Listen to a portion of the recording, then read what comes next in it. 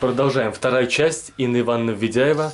Говорим и в том числе об Инне Ивановне, которая интересный рассказчик, и для тех, кто хочет побольше узнать о ее внутреннем мире и более подробную биографию. Я уже лет 5 назад брал у нее интервью, и вы можете посмотреть программу «Гражданское общество». Называлось и интервью Инны Ивановны в 2 частях, в том числе подробная экскурсия по музею, школьному музею в лицее номер 4, который она организовала. Инна Ивановна, от Сикстинской капеллы, на которой мы закончили первую часть, хочу задать вас вопрос и вот к чему. В Саранске тоже меня, как вас восхитило вот это искусство великое, меня ужаснуло то, что чуть ли не при каждом крупном предприятии в Саранске находилась колония, и в том числе при тех, которые были построены в 60-х годах, и резинотехника, и биохимик, и кирзавод находились в колонии. До сих пор на Химаше около резинотехники остатки колонии находятся. Там и барак, и решетки, и камеры. И там находились заключенные, которым, видимо, уменьшали срок за счет того, что они работали на опасных производствах. Вы что-то об этом, в том числе как журналист, допущенный Нет, знаете, Володя, я, конечно, на тему, как журналист, этой темы у меня не было. Но я знала, но все знали, ну как, это даже, не знаю, мне кажется, это как не колония, как по-другому, это называлось химия, как ссылали на химию, но это там работали люди с не очень такими большими преступлениями. Более такие серьезные преступники, они, конечно, там и в Барашеве, и в Потьме, ну, в общем, в Юасе были. А это такие... Но за решеткой они сидели там, ну, это около да, заводов. но все-таки, ну, мне кажется, там, ну, я не могу вот как-то подробно рассказать, просто, ну, я на таком, ну, чисто бытовом уровне, а глубоко я не могу эту тему. А вот я со второй попытки хочу задать вопрос, который не получилось в первой части. То есть вы общались вот в журналистской среде, которая, в том числе, видимо, соседние кабинеты у вас занимались тем, что занимались подачей информации о политической ситуации, экономической в стране. В целом был поиск фактов, и уже от них отсеивалось то, что можно было допускать в эфир. И вы работали в том числе в архивах для подготовки некоторых программ, и об Ахтине, и, видимо, в других выпусках. Но о репрессированных там вам не встречались, да? Хотя они были, но вот насчет репрессированных, не запечатлелось. знаете, мне что встречалось? И очень много. Когда я читала газеты, ну, по разным вопросам, я вот в архивах частенько была, в нашем госархиве. И вот в наших местных газетах было довольно много объявлений. Отказываются от своих родных. Письма открытые, да? Да, что вот мы... я такой-то, такой-то, я отказываюсь от своих вот там родителей, от отца, еще там вот. Но это было по всей стране, это не только в Мордовии. Вот такие вот вот если интересно, вы можете почитать газеты 30-е. Вот я, например, читаю, ну, искал, например, материалы про Ордатовский промкомбинат, про эту фабрику музыкальных инструментов. Нашла про дедушку. Там, кстати, много смешного. Например, всерьез рассказывали, как очень хорошо для лошадей летом на лошадей одевать шляпы, чтобы им голову не напекло, нарисовано, там дырочки для ушек, шляпы такие панамы для лошадок. Даже какие-то хохмы. У меня где-то есть там такие смешные даже можно было найти. И в том числе я такой-то отказываюсь от родителей. И это уже вот люди спасали, по сути, свою жизнь. А какого размера были эти отречения?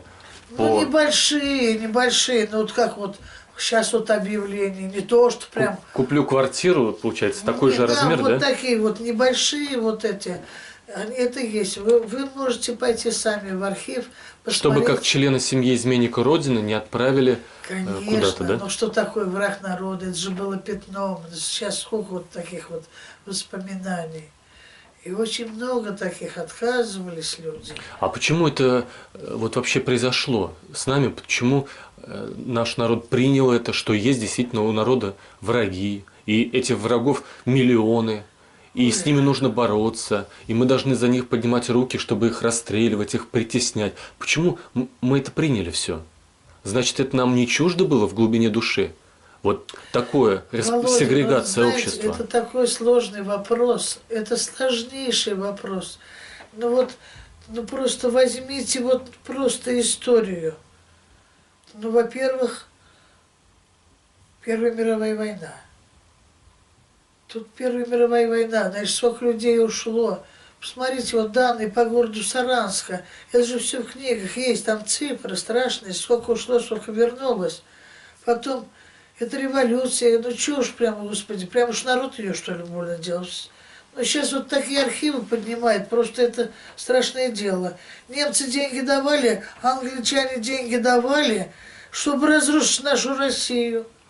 Ну, если глубоко копнуть, ведь наша Россия, она, по-моему, всю жизнь как кость в горле.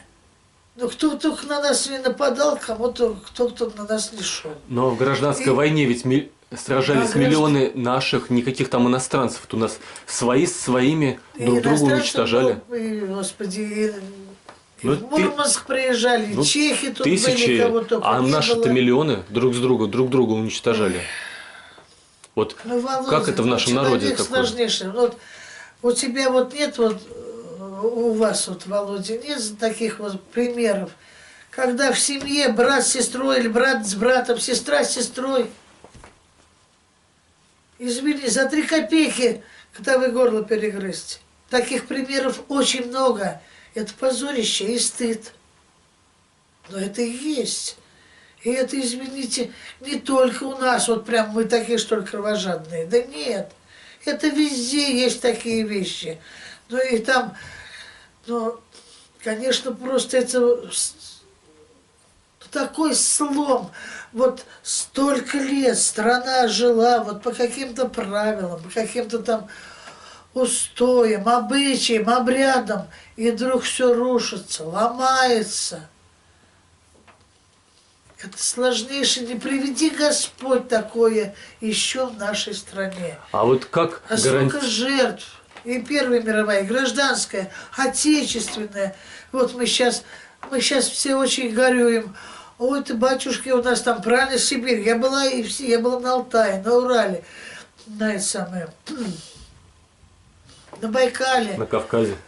Это как, нет, я про Сибирь, в смысле, про тех край. Там действительно людей не больно много живет. Ну, огромная наша Родина. Это, наверное, никому не понять. Мне кажется, мы просто, не знаю, я вот это как чувствую, или потому что туристкой мы были, ходили везде. Но почему людей мало? Да сколько же у нас людей погибло, сколько у нас не родилось. Сколько не родилось, понимаете? Инна Ивановна, а вот почему?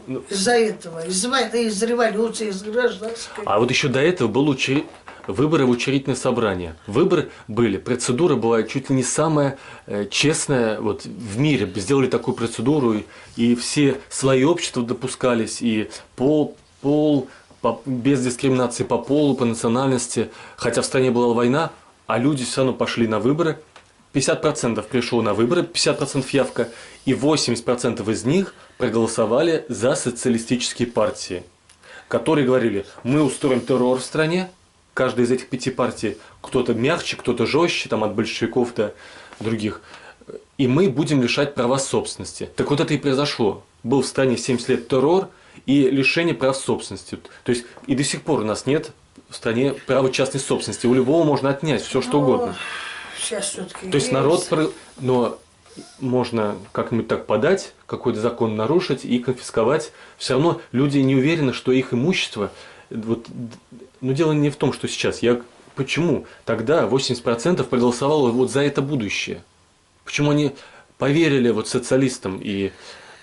Господи, знаешь почему? я, конечно, не такой историк и не политик, потому что народ у нас больно доверчивый, мне кажется. Уж больно мы доверяем, что-то все мечтаем.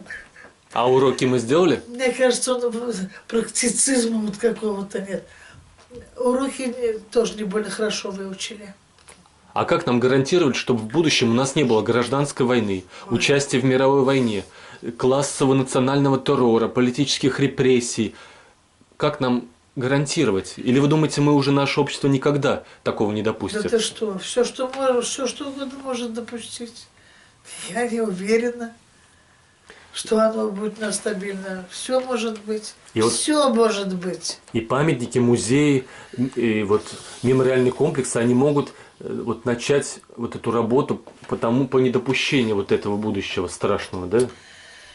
Ой, Володя, я думаю, что это от очень многого зависит. От очень многого. И, конечно, в первую очередь все равно, как ни крути, а все-таки очень много зависит от руководства страны. От руководства страны. И от сознательности всего нашего общества. И нельзя впадать в всякие разные крайности. Или все отрицать, или все там, не знаю. Все это очень сложно. Я, как говорится, на такие глубокие темы, пожалуй, мне сложно сказать все это, обсудить. Но я все-таки хочу верить в нашу Родину. Я ее очень люблю, Володя. Очень люблю. И ты знаешь, если честно, мне, например, очень обидно, что Советский Союз наш разрушился. И тоже все это было как-то черти, что не сказать грубо. Ой, я не знаю, я вот, не знаю, в Грузии была, в Армении была, в Азербайджане была, в Закарпатье была, на Украине была, Господи, в Сибири, черт, в Карпатах. Ну уж там Крым, конечно, это вообще обожаю Крым. Вот, и где бы вот мы и в походах, и так путешествуем, мы ощущали свою большую-большую родину.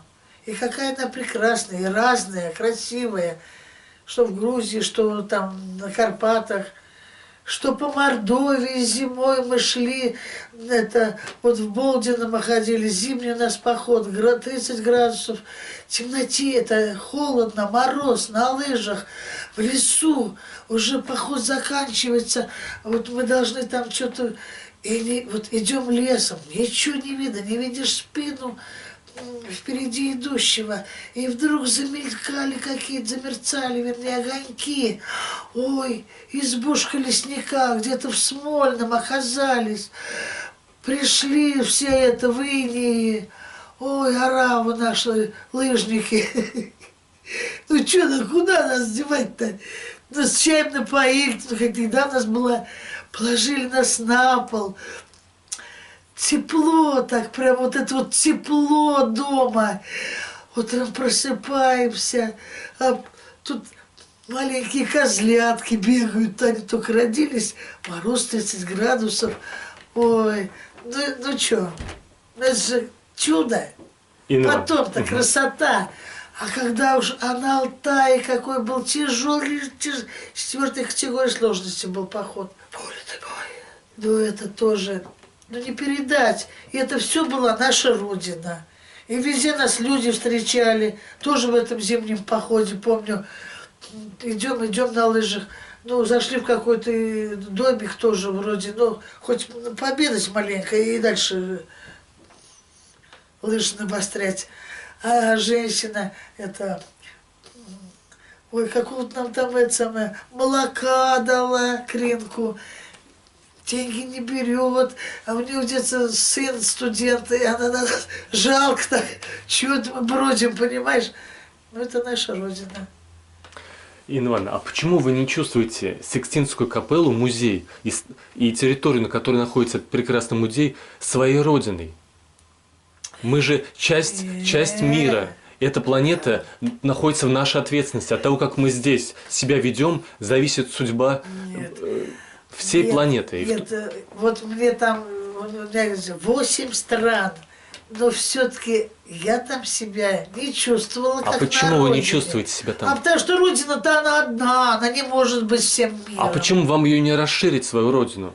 Нет, а я не хочу. У меня родина город Ордатов, улица Набережная. Но это И город 100%. Саранск.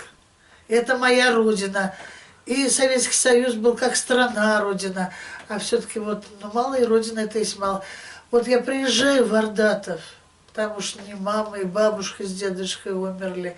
Там у меня подруга детства осталась. Мы с ней вот, ну, выросли на одной улице. Ну вот, ну как вот типа, воздух, запах, баньки затопили, а весной сады цветут.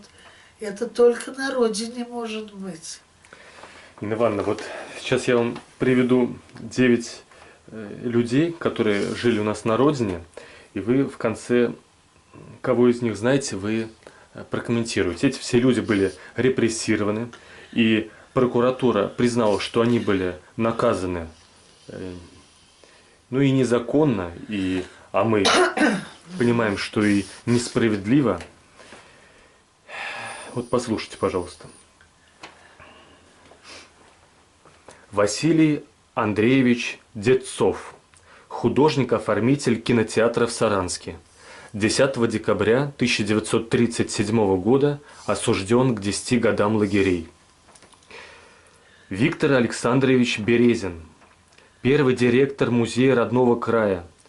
Так при создании назывался Мордовский краеведческий музей в 1919 году.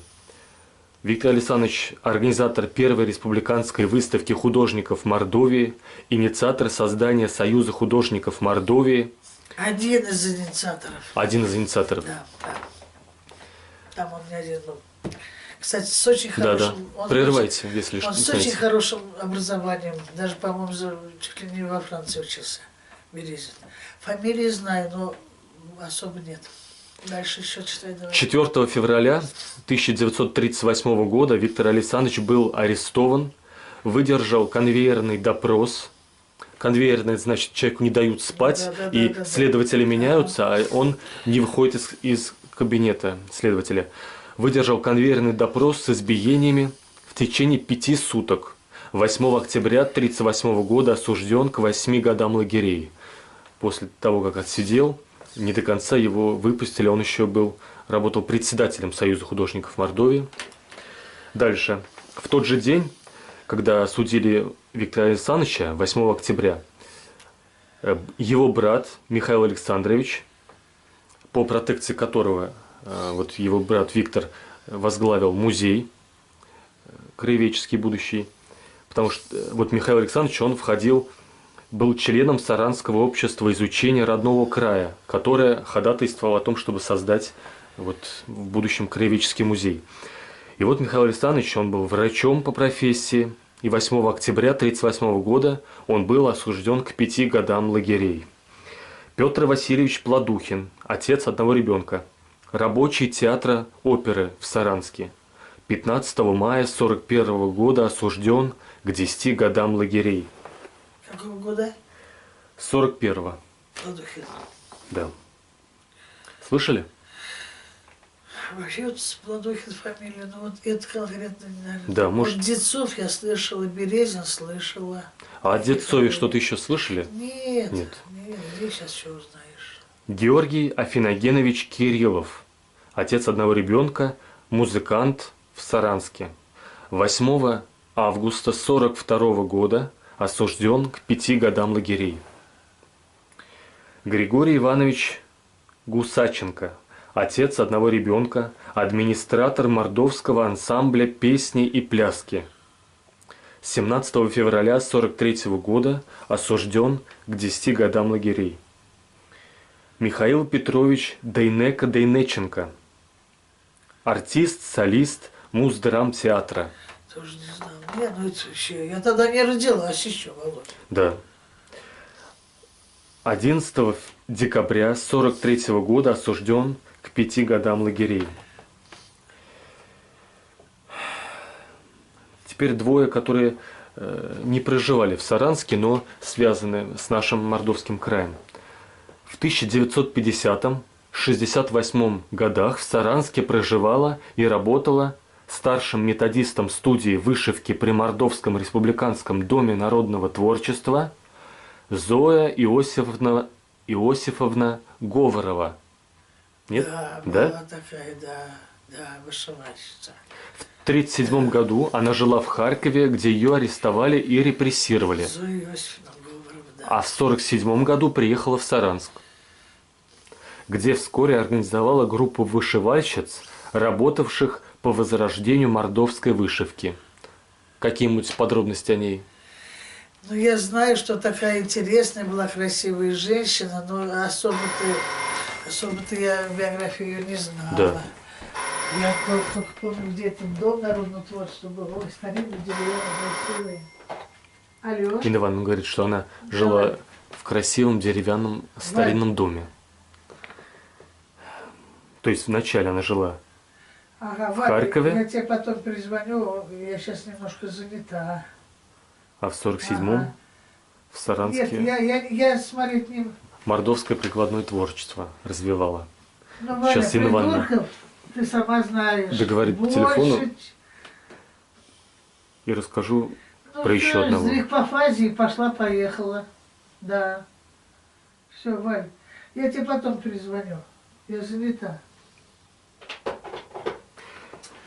Да, Зоя Иосифовна, я даже помню ее внешне, такая статная, красивая женщина была. Она была какая-то, знаешь, как вот, ну вот как, не, ну что я об этом скажу? Нет, я не надо, не записывай, это ерунда. Но я же с ней не была знакома. Что я тебе скажу, это дурь. Просто это не надо, нет. И вот расскажу еще про одного. Инна Ивановна, ну вы, пожалуйста, присядьте, чтобы... Я присяду. Да. Еще один тоже, возможно, вы что-то скажете. Михаил Тимофеевич Маркелов.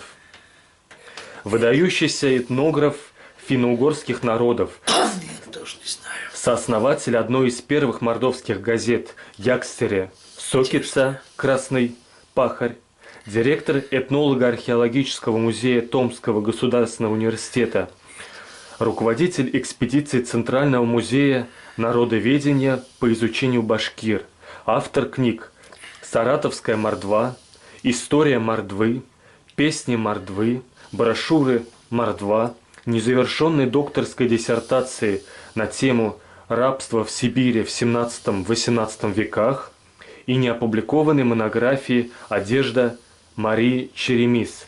Первый раз был арестован 14 января 1932 года и осужден к 5 годам лагерей. 27 октября 1937 года снова арестован, а 9 ноября 1937 года осужден к высшей мере наказания и вскоре расстрелян. Нет, это тоже не Ну, знаю. это ученые-этнографы знают Вот художник, его. вот у меня вот из башки вылетела фамилия. Вот. Спартак, да, по имени его звали? Да, не то Спартак, но... Ой. А что он, какой он картину рисовал? Живописец. Да. В тюрьме тоже его забрали, он долго сидел, да, еще Сталин что-то там рисовал. И была его выставка. Портрет Сталина, да, рисовал? Да, ну да. Вроде бы, да? Ну что там, конечно, в колонии, что заставлять? А, в колонии, ага. Да, и вот была их выставка, он и два художника. Ну, просто сейчас из башки у меня вылетело. То есть выставку Анекдот организовывали, хочешь, да, в Саранске? расскажу? Хочу. Бабушка с внучком сидят, разговаривают, и бабушка говорит: ой, внучек, я совсем забыла, как зовут того мужчину, от которого я с ума-то схожу. Бабушка, Альцгеймер. Нет, ну вы очень Мы много... уже друг над другом смеемся, и вот рассказывает анекдот, потому что забывается. Ну, очень много Я вы уже помните, не да. работаю, знаешь, сколько лет? С 2001 года. 17 лет я уж не работаю. И провалы в памяти случаются. Слушай, неужели вот ты все, что я тут тебе наговорил, ты дашь это самое в эфир? А это очень интересно, Инна Ивановна. Ты так думаешь? Конечно. Я И думаю, я хочу абсолютно нашим нет. телезрителям напомнить, что мы имели счастье услышать вот воспоминания. Счастье. Слушай, Ну, ты серьезно? давай такие фразы, такие не загибай никогда. Нет? Никогда. А почему? Знаешь, это... Откуда ты уверен, что это счастье? Нет, ты Ну, я же о себе ты говорю. можешь, знаешь, вот я вот это вот терпеть не могу. Потому что вы Все журналист. великие, выдающиеся, ни за что. Будем надеяться. Вот ты можешь сказать, знаешь как, я надеюсь, что кому-то из вас будет интересно послушать, что думает по этому поводу вот Инна Ведяева. Понимаешь? Не надо, вот вы имеете вы прям, и все скажут, ну прям счастливы, Инку увидали, там, что-то она там лопотала. Володя, скромнее надо быть, не надо так. Понимаешь, вот сейчас я вот умираю. Ой, ничего, одни шедевры. Ну все делают, ну блин, только шедевры, елки-палки. Ну, ребята, шедевр делал Микеланджело, Серов, Куинджи, ну и другие великие художники. Зачем вы это? Ну кто-то что-то, вот Женечка Шалаева, ну чудесная же работа, она мне подарила, наш скульптор, землячка из Ардашского района тоже, сейчас в Ленинграде уехала. А вот Эрзи, вы знаете, что за связь с Эрзи людей репрессировали? Да. Поддерживал отношения с Эрзи, прям у него в деле прям писали. Ну, может быть, да, Эрзи такой вот человек бунтарского Он жил за рубежом, все, иностранная разведка. Да, конечно, связь за границей. Да. Что ты, господи, Эрзи. Подкоп под советские Дорогой власти. Инночке, это мне это Свет подписала. Это автор мне знаком. Ламбина Светлана, знаешь? Нет. Светлану Александровну Ламбину не знаешь? Ну откуда я могу знать? Да елки, ее весь город знает. Ты чё? Такая женщина. То есть вы имели... Она написала стихи на все скульптуры Эрзи. Вы имели счастье быть с ней Так где же она? Сейчас жива-здорова. Угу. Ты вот смотри, Но обо мне она стихи не писала. ты не знаешь ее? Да ты чё, она на всех культурных мероприятиях всегда со стихами, ты чё? Такая женщина, Я она... не имел счастья быть с ней знакомым. Ну, я думаю, Ну, я не просвещенный, я не критерий. Света, как Я же. по выставкам не хожу, поэтому я... Слушай, а это очень плохо. Плохо. Очень плохо, я тебе советую. А у меня нет этого чувства вкуса к живописи, я ее А его не надо испытываю. развивать, дорогой мой. Вот к музыке у меня есть. Их музыки тоже очень... Вот ты не ходил на Омский народный хор? Вот настолько сложной музыки у меня нет чувства вкуса. Омский русский народный хор – это сложная музыка. Народная. А какая же для тебя тогда музыка-то любимая-то? Но не народная. Народная я Народную не любишь. долго Что не... любишь-то, Володь? Я люблю, Инна Ивановна, общаться с интересными людьми. И у меня вот на это чувство вкуса есть. И я имею счастье общаться. Нет. А я считаю, ты себя очень обедняешь этим, Володя. Обедняешь точно. Попробуй потихонечку, помаленечку, не сразу, не нахрапом, послушать песни народные. А радиопрограммы о музыкальных событиях вы тоже делали, когда работали? Да, конечно. Я даже вот ездила в Уфу, там был этот самый, в то время, в советское время, фестиваль музыки и композиторов Поволжья и Урала. Ой, их в Уфе какие там симфонические, там филармонии, это было, ой, давно это было-то. А там вот такие оркестры, у нас ни одного такого, саранского оркестра нет, ни одного. У них там, по-моему, 2 симфонических, оперы и балеты и симфонические. Нет, Володя, я тебе советую, начинай. Вот знаешь, с чего начни? Я тебе, вот с чего начать тебе? Приди в музей изобразительных искусств имени Эрзи и посмотри только одного Федота Васильевича Сычкова. Никого больше не смотри. Только Сычкова. Его посмотри. Эрзю потом. Я в музее был несколько лет назад у Нет, него. ты понимаешь, был это был, а ты вот приди и просто походи, посмотри, что он писал, что он любил, как он это писал. Федот Васильевич Сычков, начни с него. А сейчас, кстати, вот сейчас на Советской 29, напротив этой подшколы бывшей, около театра Национальном театре. там Мгм. открыли, это вот я там работала, там, в этом зале. Кстати, Так. вот на месте, раньше на этом месте был первый кинотеатр художественный в городе Саранске. И вы туда ходили. Да зачем? Мне тогда на свете не было. Ты чё? Но потом Нет. снесли. Потом, это вот где выставочный зал. Мгм. Выставочный зал сейчас. Потом там было пожарное депо. М. Туда вы не ходили. А точно. потом, нет. А потом Сергей Анисимович Левков, это был замечательный у нас архитектор, ленинградец. Не слыхал такой фамилии? Да, слыхал. Левков. Ой, я его знал, я знаю, где его могилка. Вот у меня брат двоюродный, троюродный приезжал недавно. Мы ходили на кладбище, он у него Генка учился, он его обожал. Дом Союзов Да, и построил. вот Дом там с Союзов, башенками. это напротив вот здания Красивое здание. университета. Да. И вот выставочный зал он переделал из депо пожарного. И сам тоже увлекался живописью. И вот потом там открыли это самое выставочный зал. И первый директор этой картинной галереи была Софья Сергеевна Лебедева. Она похоронена рядом с могилой Эрзи. Вот я одну вещь, я ее не знала, не знакома, я в школе училась тогда. Вот, но я еще сделаю обязательно там надпись, что первый директор, блокадница Ленинграда. Вот. И сейчас вот в этом здании, вот я тебе объяснил, да, Мгм. видишь, как долго. Сейчас там выставка Владимира Дмитриевича Илюхина, нашего художника, очень хорошего, из Ичалковского района родом, заслуженной России, народной Мордовии. Ему было бы 95 лет, Владимиру Дмитриевичу. Вот сейчас сделали выставку. Я сама не видела, не смогла пойти. На воскресенье пойду. А я просто советую вам, Володя, я не знаю, все-таки изобразительное искусство, оно очень интересное. Очень интересное, разнообразное.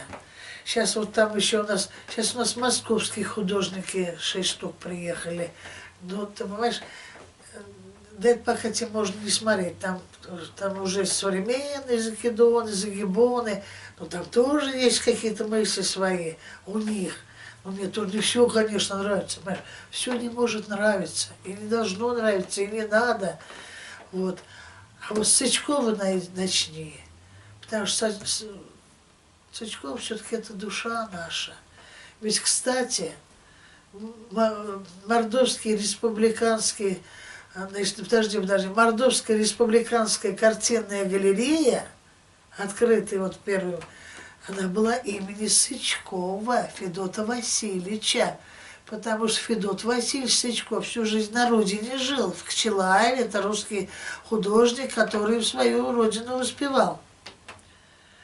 А потом, когда, значит, вот умер Эрзя, и вот Софья Сергеевна Лебедева, этот первый директор, блокадница Ленинграда, у нее мать, отец все погибли, брат остался. Она закончила Академию художеств, приехала сюда, у нее направления были куда хочешь. Ей хотелось создать музей. Она приехала сюда, в Мордовию, как раз вот умер этот самый Эрзя. И она вот была в комиссии, ездила в Москву, вот привезла сюда эти скульптуры. А потом она умерла в 34 года при родах вместе с ребенком. И вот лежит она рядом с Степаном Ильичем Эрзи. Там у нее могилка, прям рядом с Эрзи, с левой стороны. Вот я же говорю телезрителям, что очень интересный Короче, человек. я тебя призываю, Володя, русскую народную музыку слушай, в музей ходи. В Кровеческом музее был? Ну, Был. Нет, в новом не был. Ой-ой-ой. позорища, и что-то он Ой, хочет как там стыдно. накопать. Ну ты туда сходи, там у них, поди, тоже дофига всяких материалов-то, ты чё?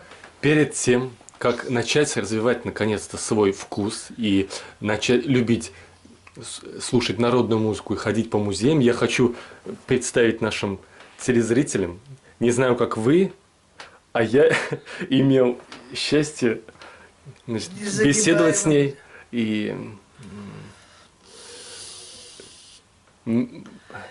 надеюсь, что вам было интересно с Инной Ивановной. Все. уважаемые телезрители, я надеюсь, что...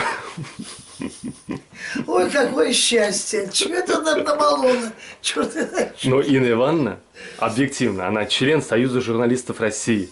Она 22 года протрудилась в Гостелерадио Мордовии. Она после этого создала музей истории школы-лицей номер 4 в Саранске. Написала книгу «Признание в любви». Признание в любви, поскромнее, Инна Ивановна. Назвали это как «Признание в любви». Очерки о художниках Мордовии, заслуженный работник культуры Республики Мордовия. Как вас, скромностью? Да ты уже вначале говорил все это. Да. Зачем 2 раза, слушай? Закруглил. Ты говоришь признание, ты вот Да. спроси, а почему я так назвала Почему? книгу? Потому что вы так к ним относитесь. Да, потому что я люблю... Восхищаетесь ими. И люблю вообще искусство, а изобразительное особенно. Потому что вот училась в университете, на факультете общественного права, мы изучали изобразительное искусство. И в Ленинграде, нам в Ленинграде, в русском, в Эрмитаже золотую кладовую показывали.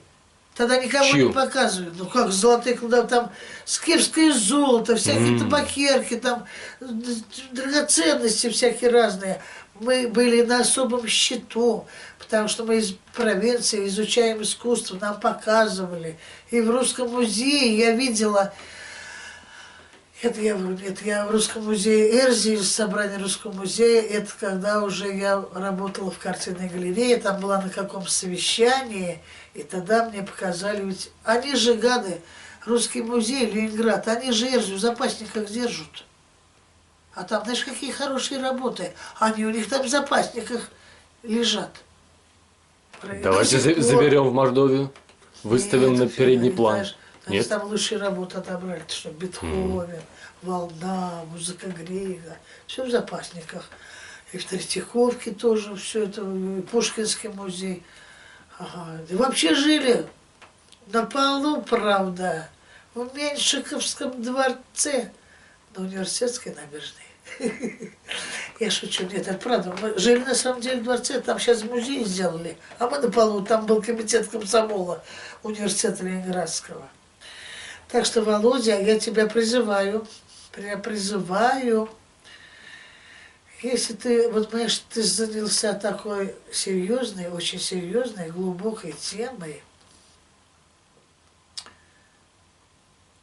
ну, ты встречаешься с людьми, конечно, тебе ученые, вот, ну, там, видишь, всякие люди, конечно, больше знают эту историю родного края. Но я все-таки не историк, я русский язык, литературу изучала. Ну, конечно, что-то читала, но все-таки ты сам, я просто тебе советую, я просто призываю тебя, если хочешь.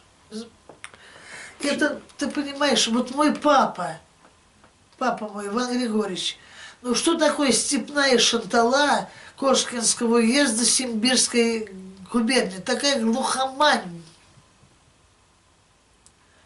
Ну папа у меня, знаешь, все время самообразованием занимался. Книжки, он всегда книжки собирал, читал, музыку любил. Вообще все, искусство. Вот он мне рассказывал, ой, как вот они в Третьяковской галерее, вот там это самое, какая-то работа на нее-то не от мира сего, есть такая скульптурная. Понимаешь, вот у него эти впечатления, он же нам все это рассказывал, и мне, и Сашке, и о театре. На похоронах Станиславского был папа, да. Ну, то есть, я что хочу сказать, у него вот был такой живой интерес ко всему. И предлагаю тебе тоже, займись. Просто походи, посмотри, повнимательней. Не просто там пробежался, а так, ну чего. Ну это по желанию, конечно. Это